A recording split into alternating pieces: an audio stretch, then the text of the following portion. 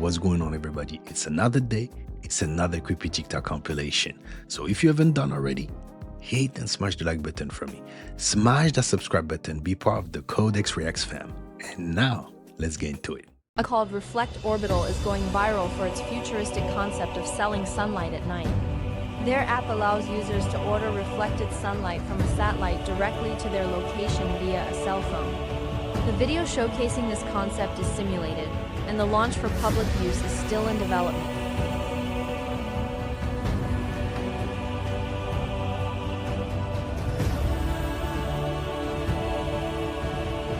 Here. Isn't that crazy? No way! Doorbell has a new lighting service. You can like play with the spot. Here, watch this. Reflecting sunlight or the fake sun? That's the real question, guys. Yeah, you let me know in the comments. That's in the sky right now, everybody. What the f are those? That's in the sky. Here, I'll zoom out. Like, I'm in my car, just chilling. What the f are those? We're in the Matrix. Watch his eyes.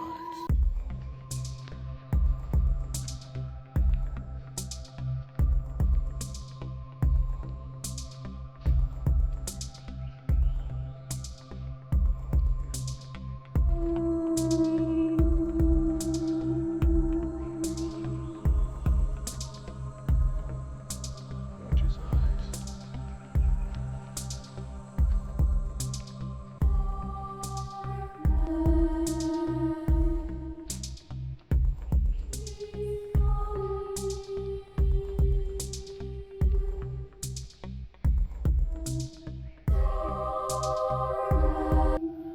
Did you see the head moving too? Because I have no problem with his eyes moving. That's an optical illusion.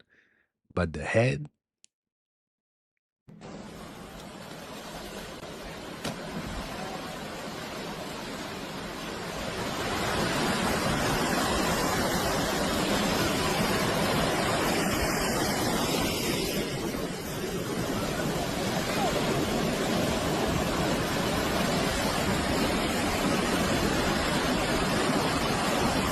that's amazing.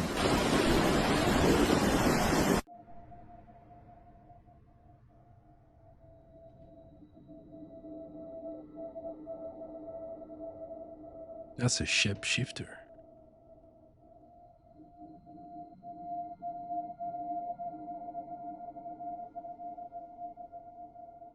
This girl just posted that she was shopping at Walmart at like 7 o'clock at night, and this employee came up to her and said, "Hey, what kind of car do you have?" And she was like, "A Toyota." And he said, "Oh, is it silver? And is this the license plate?" He was on the phone with somebody, and they read the license plate, and she was like, "Yeah." And he was like, "Okay, your car's getting towed." And she was like, "Why?" And she just parked in a regular parking lot, and he said, "We're starting this policy this week that we're just leaving some spots for premium members of Walmart or something." And then the guy on the phone said, "It's unlocked, I'm just gonna steal it." And the guy was like, he's kidding, like he's not gonna steal it. And she was like, "What is going on?" And then he was like, "All right, fine, we won't tow it." He was like, "But you're really cute." And then started flirting with her, and she was like, "What?" So then this other customer stepped in and said, "Hey man, like she said, leave her alone." The manager comes forward and he said, "That's not one of our employees." They said they've had kids come in, they have the vest with the name tag and everything, and they're trying to lure girls to their car. The manager ended up walking her out to her car, and he told her to take the receipt to open the door because they've had multiple occasions where girls reach for their handle and they pass out because there's something laced in the handle. Jesus. This manager's amazing. I don't know which Walmart this is, but he has an app that can detect other air tags. Okay. So he opens it up and her air tag came up on her keys, but then another anonymous one came up. I want to know, said, is that "Let's in search the California?" car," and it was under her hood. They put an air tag. Whoa. Be my. careful. Don't be on your phone when you're walking around by yourself. Just be aware of your surroundings. Why do I emphasize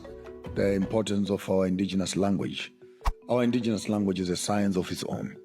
It contains the language, the words for the trees, the words for the grass, the words for seasons, the words for stones.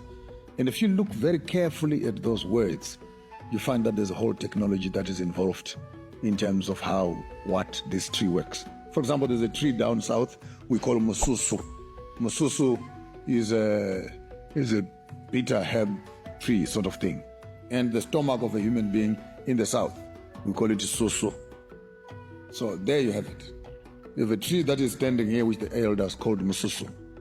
And your gut is also called susu. Is it not interesting? That actually mususu is the medicine for the susu. And it is as good as connected just like that. And so when you lose that language and you call it Andivicitas, what, you give it some Italian name that they name it there, you already make the local people lose touch with the value of this. And you already know what dirty games they're playing. Not only we're losing precious knowledge, but also we get lost in the sauce. It's a double rainbow. We just had a double rainbow like 2 months ago. Is that me or is it all red? Bro, it looked like the apocalypse out here, bro. No cap. Right, no cap, bro. Look at this. Yo. DJ Shaquille O'Neal shows demonic visuals at his first 360 show that sold out. Oddly enough, he commented this on one of my videos a while ago, and he said, "They even got me, man. Save me, someone please." Now, he could be trolling, or is this the truth in plain sight? And when you take a look at his visuals, I mean, someone getting crucified with chains, you have this woman praying with horns on her head, and I mean, you got skulls with horns on them and all kinds of stuff. And I'm not saying these two are correlated. They but got Shaq him. is a open and proud Freemason. Can we get a close up on that? Yeah. What is the profession? Yeah, which profession are we talking about? Just look at it. Is it a legal profession? Of course it's legal. It's a legal my profession. I'm trying to read it. Okay. It's too many diamonds. Yeah, that's too bright. That's too bright. Go ahead anyway. Oh, Mason, are you a Mason? Of course I am. Okay. You secret serial. Well, you might as well put your pinky out when you drink your drink. Put your pinky out. You know?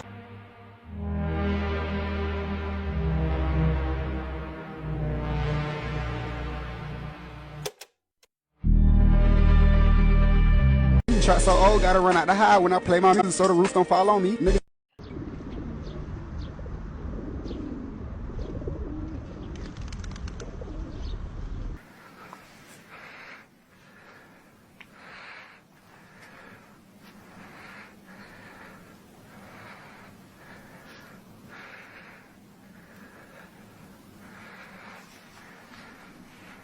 Looks pretty real, though. The red rooms are like, they're notorious, but like, I'm surprised that people who they say they're like really into Hollywood and entertainment, that this is news to them. I'm like, I thought this was all everybody knew about this Well, stuff. it's in plain sight. Yeah. I mean, they put all the symbols in the trailers. It's predictive programming. This is, it's obvious. It's right there. I mean, the kingdom of Lucifer, Los Angeles. Los Angeles, yeah. I'm going, so I just got offered a movie role. What'd you do? Well, that's the thing. They go, do you want to do it? And I'm like, I think so. Yeah. And then they go, all right, well, do you have to come to LA? So they're like, you know, the whole, I didn't f a guy, but I had to let a guy perform oral sex on me. Yeah. To get my first special. A lot of people don't know that. Oh, yeah. The classic. Yeah. I just assumed this was sort of public knowledge. People are still like wowed by it. And I'm like, everyone knows this is what happens. I thought, yeah. I had to drink a flagon of scene just to get a commercial agent. Like, not even to get, I didn't even book a commercial. I had a different like commercial initiation. I was like strung, you know, like, but upside down. Yeah. And it was a red room. They were always in a red room. Red room. Ton of candles, right? And then they just kept, you felt it getting warm. You're like, is the heat on? And they're like, no, there's a fire below you. And you're like, oh. Yeah. And then in the morning, you're just like, you're like so much sweat pouring off you. You're naked, right? And then these men come in the room and they touch you. They don't like, for me, it wasn't like, I guess you could say it was sensual. It was more than sensual. Yeah. But when I left the room, I had an agent and I got a Sony commercial. I think this is why you're doing theaters. Yeah. You know, because I just drank a flagon of and like, you know, I love that I'm doing clubs and stuff, but I feel like if I've been invited into the red room. Yeah. Oh, yeah. One got roasted like a chicken and the other one drank the whole bucket. Oh my God. Hey, but you cannot imagine what's going on today. It's even worse.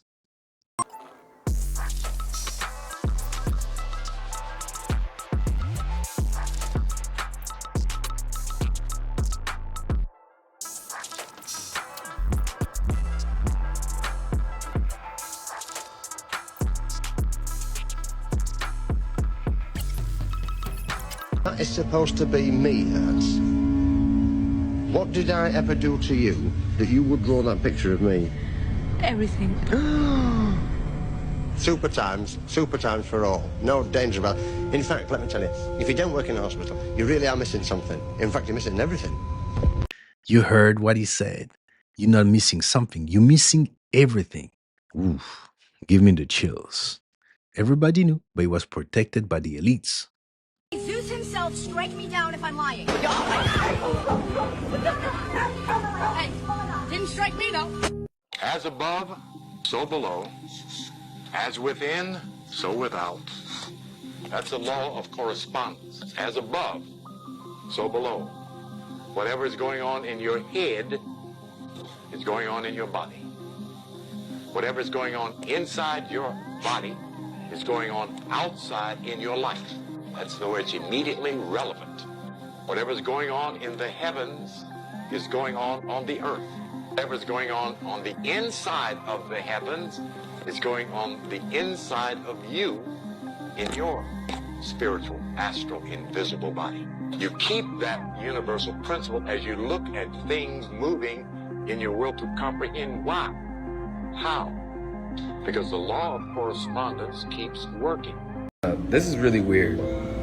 Avicii, Chester Bennington, Chris Cornell, and Anthony Bourdain all committed suicide while working on a documentary called The Silent Children for trafficking.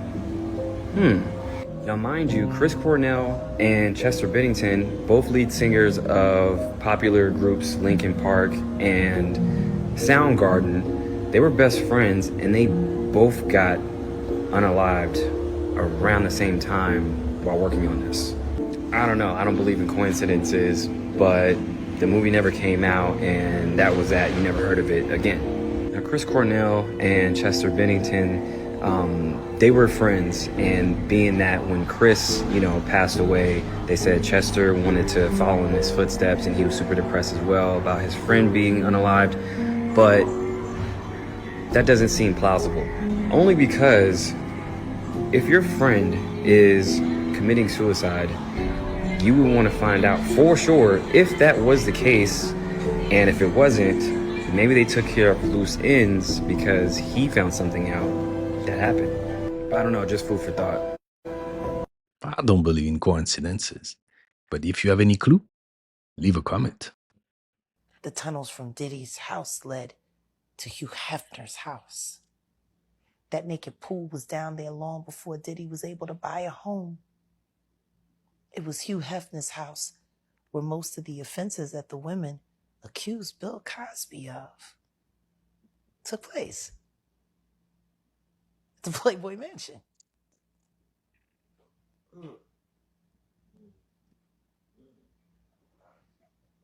And everybody know Hugh Hefner was filming, had cameras in the wall. I don't know. Did anybody ever ask whether or not Bill Cosby had a freak off tape?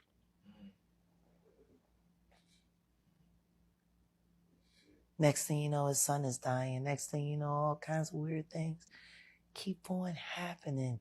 All of that fame, all of that success. If they really wanted to take him down with all of this, they should have did it in the late 80s or the early 90s. Camille Cosby. She's a Rothschild. The Luciferian that co-own YouTube, that are friends with the monster, Leora Cohen, that mentored him backstage. Camille is a Rothschild. It's funny nobody wants to seem to admit it. Or the oil that was supposed to have been under that property that was sold through a private this or a private that, and so on and so on and so forth. She's spilling some tea.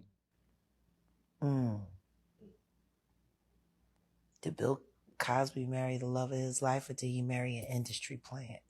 Something called sodium cluster salts. That's the phytochemical compound. It's this sodium cluster salts. It's a subgroup of sodium undiscovered by research and science. It's a different thing going on in celery. It's not in anything else. It kills bugs. Here's the deal. I'll just simplify it. People are sick because they got bugs. Chronic fatigue syndrome, there's a bug. So what's going on is we're filled with bugs. And people have these bugs in them. We live with them. They create inflammation. And the reason why celery juice is working is because the sodium cluster salts in celery juice is annihilating a lot of bugs in people. It revives your liver. It starts to restore it. Your liver can actually hold more what's called glycogen, glucose, because that's what it needs to do. It needs to store glucose and glycogen. It's the very thing that runs our blood sugar throughout our body. When our blood sugar is unstable and it's imbalanced, we tend to fall prey to addiction really easy. We all lack electrolytes. So when you eat a food of any kind or you drink water, you get some electrolytes naturally occurring. Any kind of food you eat, there's a natural occurring electrolyte going on there. There's electrolytes in things we're consuming, but we're never getting enough at once. We're never getting the whole electrolyte family at once, right on the neurons, right with the neurotransmitter chemicals using them, right? All of this happening. Celery juice is like a complete electrolyte, still undiscovered by research and science. Of course, research knows that there's antioxidants in celery juice. Of course, they know there's vitamin A and K. And what it does have, though, is it has a full, complete electrolyte. It goes to the brain fast and easy, clings on to the neurons, revives tired, dehydrated neurotransmitter chemicals, starts to actually bring those back so your electrical impulses fire fast so you can be quick talking. So the brain fog goes away, everything starts clearing up.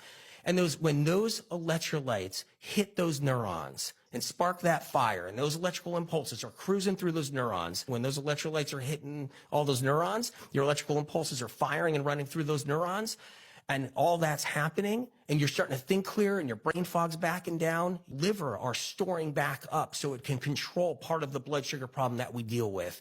When all that's happening, you get stronger, your mind gets stronger, your control gets stronger, you know what? You take control over your life. You know what? Let's do this experiment. Get your glass of celery juice every morning and leave a comment. 400 cases, that I'm aware of with collaborators that I work with, where these abductions have been halted by people calling on the name of Jesus Christ. Now, I don't want to diminish people's experiences, but I've had comments, well, you wear an aluminum hat or aluminium hat and that can keep them away and, that type of stuff. No. And in the movie, we have the testimonies of these people who were having these experiences. They were terrified, and in the moment of terror, they recalled or called out to their childhood memories of who Jesus was. And the instant his name was called, it stopped. Okay? So why do these aliens respond to Jesus? Exactly. Are they demons and that or aliens? indicates the spiritual nature of what is going on. So the evidence is spiritual, and then when we get to the level of abductions, deceptive messages are being given to people, but then when they're halted in the name of Jesus, that is incredibly powerful. And again, when I'm saying that we've now got hundreds of testimonies, and I can't mention names, but I know people in the higher levels of UFO investigations that actually readily acknowledge this, but because of their positions, they can't actually come forward and candidly reveal this. So in some respects, this is one of the best kept secrets. One of the guys, my colleagues, my collaborators who worked on this, when he found this out, he wasn't a Christian at the time. And he kind of said, well, okay, what is it about Jesus that these aliens don't like? And he rang up his colleagues in MUFON and said, look, we think we found something. We've got these testimonies of people in the moment of their inductions. They said a prayer, they sang a psalm, a hymn, something Christian that was spiritual, and the abductions stopped. And so what is it about Jesus that they don't like? And he found out that his colleagues in MUFON already knew about it. Wow. And their simple answer was, okay, so aliens don't like Jesus. Big deal. So this is non-Christians in MUFON. Can you just say what does MUFON? MUFON is Mutual UFO Network. It's the world's largest UFO investigation group here in the US. We have in Lockheed right now there are craft that can go to Mars in a few hours, right now in Lockheed. And this show is talking about like where the aliens are traveling at certain percentages of the speed of light. That was one problem I had with it, is the engineering and physics. The other problem I had is the whole show took place within the context of a very reductionist, materialist paradigm that did not acknowledge psi, didn't acknowledge ESP and psychokinesis, and the fact that these aliens would probably have these abilities, you know, to a much greater degree than terrestrial humanity. There is this shack on the side of a highway in California that looks like some nondescript warehouse, small warehouse. And you go into this warehouse, and the whole floor of the warehouse is an elevator. And it drops Lord knows how many hundreds of feet. What this guy said is that they are not only reverse engineering craft from retrieved debris in this facility, but they're actually training pilots to fly them. And he told me that the main problem that they have in that training program is that the pilots experience extreme disorientation because of the warping of space-time by these craft. This is one of the main reasons this technology is being hidden, because they discovered very early on that these are not simply devices with propulsion systems capable of navigating space very quickly, like they can take you from New York to Australia and, you know, right? They're flying time machines. They warp time as they traverse space. Right, right. And our pilots don't know how to handle that. They have a very hard time. They get disoriented, temporally disoriented. They get like, their sense of the passage of time gets really messed with. The technological singularity is this moment when you have a convergent advancement of all kinds of technologies, from genetic engineering to nanotech to artificial intelligence, cybernetics, and so forth. And they start to advance exponentially, so that it's no longer a curve slowly sloping up, right? It becomes a spike on a graph. The curve becomes a spike. There's such an acceleration in the development of these technologies, and any one of them facilitates breakthroughs in the others at such a speed where all of them converge in a way that the human mind is no longer capable of wrapping itself around.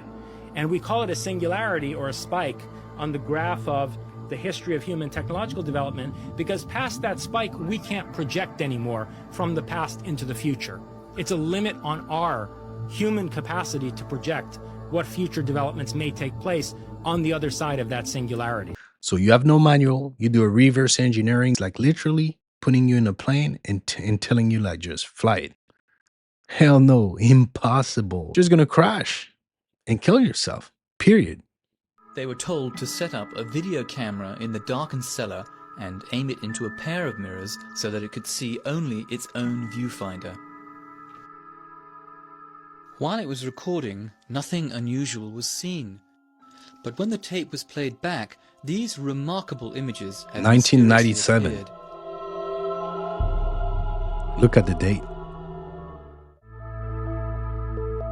Other times, spirit faces were coming towards us.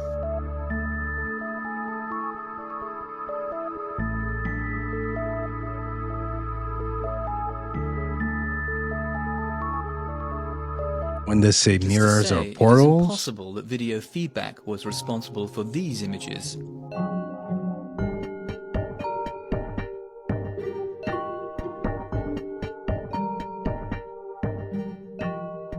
As to what some of these extraordinary pictures represent, we can only guess, since their meaning was never explained to the Skull group.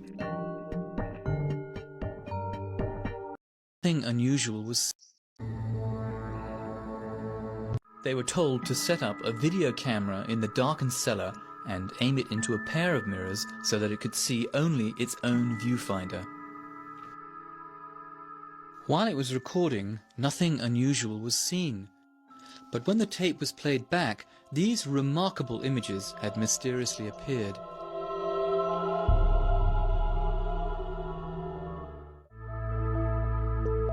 Other times, spirit faces were coming towards us.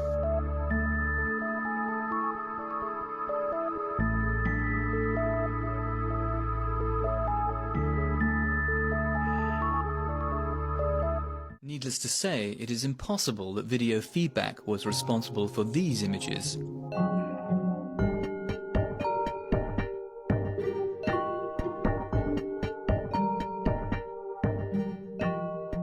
As to what some of these extraordinary pictures represent, we can only guess, since their meaning was never explained to the Skull group.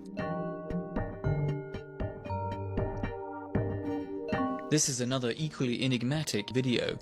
It appears to be part of a strange face with moving eyes.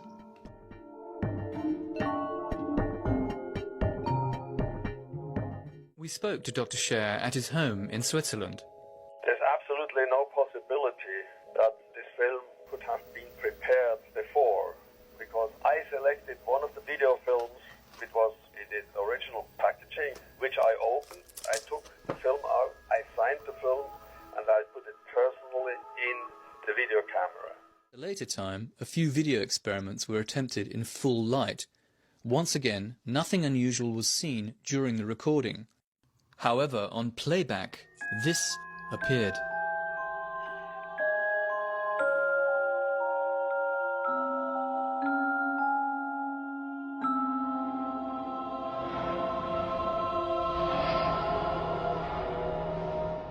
And when they're telling you mirrors are portals.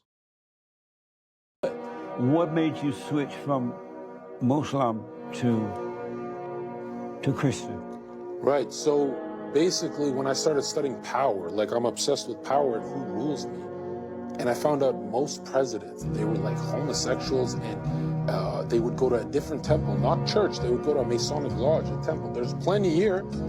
And I started reading about the 30th to 33rd degrees of these Freemasons, and basically they promote Islam, they promote Buddhism, they created these, they promote everything, but the whole theme is they don't reject Christ, but they think Lucifer is the supreme authority, and everything they do, media, politics, banking, is anti-Christ. That's why in the algorithm, those Muslim channels, they go to the top, but people like you get shadow banned. Everything is an attack on Christianity worldwide. And I read history. Did you know the four winds of the earth, the Gospels were heard by everyone on earth? At one point, Indians were Christian, and they buried that history because if the news is fake, the history's fake, and the timelines will work. At one point, everyone on earth, Christianity was the only religion. Religions are just to take you away from the cross, because Christianity is not a religion. It's the default position of God. Everyone in their heart knows the highest level of love is sacrifice. If I jump in front of bullets for my son, that's the highest level of love. And that's Christ died when we're washed in the blood of Christ. This is the only story of God that makes sense. Every other story sounds like a f***ing Harry Potter flick. So how? And the ETs say, this is most amazing because they don't forget. They said, you're the only planet that forgets when they come in, have to find their way back. And I asked them one time when we were doing the sessions, why this happens. Wouldn't it be better if we remembered our contracts, if we remembered our plan of what we were supposed to be doing? They said it wouldn't be a test if you knew the answers. Well, this is the hardest school in the universe. But what's their test then? They've already done it. They have much easier lives than we do. This is the most challenging planet in the universe. You come here, you come prepared to really learn a lot, and it's very, very difficult. Not everybody chooses to come here. So are you saying our future lives possibly could be on other planets where you don't need to go through such tough challenges? Well, you've already been on them before anyway. So why go? Why would a soul want to come de-evolve then if it's coming here? Is de-evolve? Is it de-evolve? No, it's not. It's here, just or? a different form. They learn a lot by coming here because it is so challenging. There's so much you have to learn that it's very hard. They said they greatly admire anyone who takes on the Earth's challenge. Hey, life is like a video game, guy. The hardest level. If you're still watching, don't forget to subscribe. Sumerian text, you mentioned it already, and we have never spoken about it on the show. The King's Tablet? The Sumerian King List. Complete list. And there's others as well, like the Uruk list of kings and sages. Right, so can you list. explain to people what that is and how old in the stories or in the list that they're talking about you know, how far back it goes. Yeah, and I use, I don't even use just those. I use a combination of many other texts as well. But it gets back to, and I guess I can go back to that 1931 excavation of Shuruppak, because it really lays the story. They dug down to a depth of 17 to 20 feet down. And in this period, they found 3 distinct civilizations that have been there. 3, okay? 3 civilizations, not 1 or 2. And they were all separated by different periods of time. And what they identified as stratum 1 was the oldest one. And it's below a massive flood layer, just like it's described in the tablets. Well, in the Sumerian king list and the Uruk list of kings and sages, and even the Barocius king list that came out of Babylon, they describe a time long ago. I mean, so long ago that not even during the time of Gilgamesh. That's what's so interesting, is that we think of Gilgamesh, right? An ancient Uruk Ur. And he's this king that is seeking out immortality, and we have the tablets from him. But in something like, for instance, the Epic of Gilgamesh, he goes to seek immortality from this legendary Sumerian priest king known as Zayasudra, who is from a whole different time. He finds him, like this is journey in the underworld. And we can get to the Anuna in a second, the Anunnaki. But he finds him, and he's like, I want to seek this. I want to find the secrets of immortality. Right. And I love this because Zayasudra says, "Oh Gilgamesh, I'm from a time long before the memory of even your people ever existed." And he says that in the Epic of Gilgamesh. Yeah, that we think Gilgamesh in that time is so old, and he's like, well, he's like, I'm from a city called Shuruppak. He says that. That's a time so long before. He says that it was a time when the gods walked amongst men. That the Anunnaki they were in our realm. It was like part of our temples, and where we lived was like very different than it is now. And he states that Shuruppak, as from where he was from, was not from the same time as Gilgamesh. He talks about how it was from a time so long before that it would be like if we were from Gilgamesh's time. It's like us trying to consider the ancient past for him. That's how far back it is. Okay? And so there's these different sagas that have happened with the rising and falling of different civilizations. Well, that's exactly what the Sumerian king list says. And exactly like the Uruk list of kings and sages says. It says that there's the original 5 cities that were created. 5 cities created in ancient Sumer along the banks of the Euphrates and Tigris rivers. That was the beginning of everything. From the private company and pay them a ton of money for it. I mean, it's just absolutely, it's just avarice and greed, Got it. And so that makes sense. So they want like a broader public knowledge or surface area on the topic, but they don't want any of their IP taken out of the company. That's right. Yeah, I mean that makes sense. They want to make as much money as possible on it. And here we have an event taking place of the world getting ready to be made aware of the fact that there's this humongous other civilization around us in our galaxy. What's the evidence that it's extraterrestrial and not some time traveler the fact that people have been face to face with them and had telepathic communications. Sure, but for everyone that says they're from Zeta Reticuli, they also say they're from the future, and they're also super deceptive and say all sorts of other crazy stuff. Those are people in the UFO community who say all that. They kind of make up stuff. But the fact of the matter is just as plain as day. No, but I mean, if you look at the Edgar Mitchell database, any of the databases around this stuff, I actually think it's split. Like, I don't think it's clear that they're from another planet. In fact, there's one hominid species on Earth that's sentient, upright, bipedal, that has advanced technology, and it's us. And there are 20 billion Earth-like planets in the Milky Way galaxy, but there are over 1 trillion non-Earth-like planets. So, and we're seeing a thing that looks like us. Yeah. They're hominid. So the likelihood of evolutionary convergence on a totally foreign planet is just super, super slim. And so the Occam's razor explanation would actually be that there's something emanating from, they're sort of related to mankind. And they could be interstellar. They could be a different timeline interacting with us. I just think we have to widen the aperture of possibilities. Oh, yeah. No. I mean, but not to the point of just obfuscating the obvious. Sure. There's a thing. There's a phenomena. Yeah. But I do think that's called the phenomena for a reason, because it's sort of really hard to classify. Well, it's because the conversation that you're talking about now has assiduously excluded all the evidence of face-to-face contact that people have had. I mean, there are thousands of people who've had face-to-face contact in telepathic communications with the actual occupants of the craft, which there's this huge effort to kind of pretend that isn't true. Like that isn't true, because there aren't enough government-circled people and scientific community people who've affirmed it yet. Well, that's a good segue into, the first UFO-related person you represented is John Mack. That's right. And John Mack was the head of the Harvard Psychiatry Department, and I think he, through his friend Bud Hopkins, his childhood friend, right, started to see all these cases, these people who no mental health history. Right.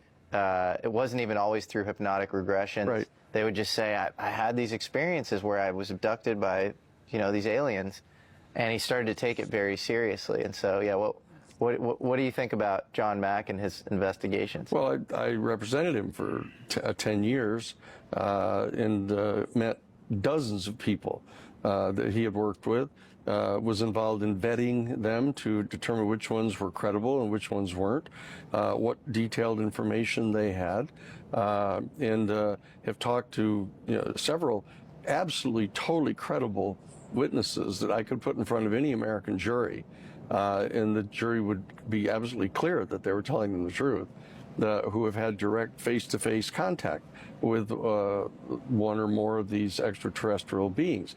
They have them in American underground military bases. They have the beings. They have the beings. What, so they've interviewed the beings. I've talked to people who were there when they were interviewing the beings. Where are the beings? That particular one was at S4. In Area 51. Outside of Area 51, about 11 miles away. I would totally distrust that, but I have some good friends who are very trustworthy. So they're a couple, and the husband broke the world record for the biggest wave ever surfed in Nazaré, Portugal. His name's Garrett McNamara, and her name's Nicole, and they're very good people, and they would never lie. Yeah. And they have a friend who worked at Area 51, or might be a friend of a friend, but they met him, and he was totally traumatized. And after having worked there, yes, and he said that he was led down into a basement. That's right. And he saw reptilian creatures, and they were speaking English. Well, they're telepathic. They're telepathic, and they talk French to French people. They talk German to German people. But they're telepathic. But isn't that weird? That's strange, though, right? Strange, yes. Yeah, there's no doubt about that. So, but then, like, if they're that advanced, they're telepathic. They can fly, faster than light. Then how the hell do we corral them into underground bases against their will, or are they happy to be kept? Well, one of the ones that I was talking to the guy who was there when they were interviewing one of them. It was clear that it was voluntary, that the extraterrestrial being was voluntarily talking with them, was having telepathic communications. So they was being interviewed. They're just kind of hanging out in these bases. Well, I wouldn't put it that way. What do they want? Why are they there? What happened is Albert Stein was this guy's name. He called me on his deathbed. He was dying up in northern Minnesota. Called me and wanted me to come and see him right away because he was dying. And so I flew there and went and met him at the hospice. And he's sitting there with all the tubes in him and dying. And he said, look, he had to tell somebody about this, that he was United States Army, was assigned as a clerk typist to Project Blue Book. And that while Blue Book had this whole buffaloing operation going on, telling people that it was swamp gas and, birds that they had misidentified, that there were over 700 actual sightings that they found it absolutely impossible to discount, that they couldn't come up with, because too many people had seen him, there were too many corroborating witnesses, there was radar tracking and everything. And he was assigned to the group that was investigating those sightings. And he would just sit, and they'd send people out to interview all the people that had seen one of these things, and then they would come back and give him their reports, and he would type them all up. And he was there for years, and got to be close friends with the guy who was the commander of that unit. And the guy came into him after a number of years. They shared certain kind of religious views, he with the commander. The commander came in and told him that he was going to be going to Area 51 and wanted him to come with him as the clerk typist, just to kind of monitor what they were doing. So they went to Area 51. They got taken to S4, went down a number of flights down to S4, and they came to this area where there was this a big room with a two-way mirror in it, and there was an extraterrestrial being there. He was like, 5.5 feet, almost 6 feet tall, had a kind of a light blue jumpsuit on that they'd given him, and he was standing there. And this guy, Albert, wouldn't go near him. He was just traumatized by the guy. And he said he thought he was demonic and didn't want to go near him. But his commander went in and was having this telepathic communication going on with him.